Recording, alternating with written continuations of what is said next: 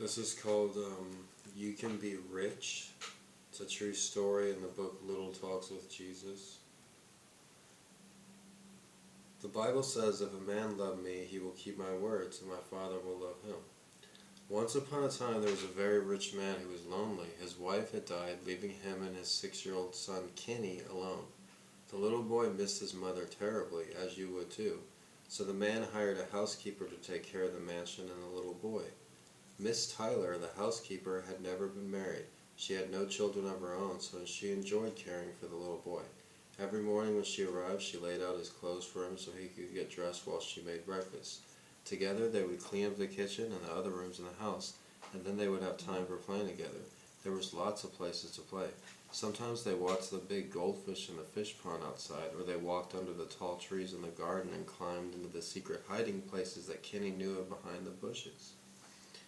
One day when he was 12, Kenny became very sick. His father stayed home from work to be with him, even though Miss Tyler was there too, with the doctor. Kenny had a high fever and laid still in his big bed, the hair around his face wet with sweat. Nothing they did brought his fever down, and after several days, Kenny died. His father was so sad about losing Kenny's mother and then his son that he couldn't eat, and he himself became sick and died a few months later. He died of sadness. Nobody could find any instructions about what to do with the man's mansion and all of his money.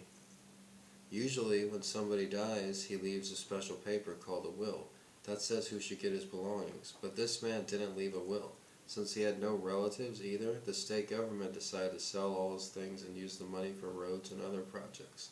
Several days before the sale was to start, Miss Tyler talked to the man in charge and asked if she could have the one picture of Kenny that hung in the hall, the main picture of the little boy.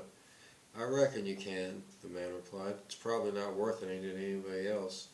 So Miss Tyler bought the picture for just a few cents and took it home. She started taking the picture frame apart so she could clean it, and as she lifted the picture from the back of the frame, a paper fell out. It was Kenny's father's will. The will gave instructions that anyone who loved Kenny enough to want his picture should be the one who gets the mansion and all of his money. Miss Tyler hurried back to the man in charge of the sale. "Stop the sale," she cried. "This house is not for sale. It is mine." If we love Christ, the riches of heaven will someday be ours. God has promised unto everyone who loves his Son, Jesus. It's a really nice story about a woman that came across a house.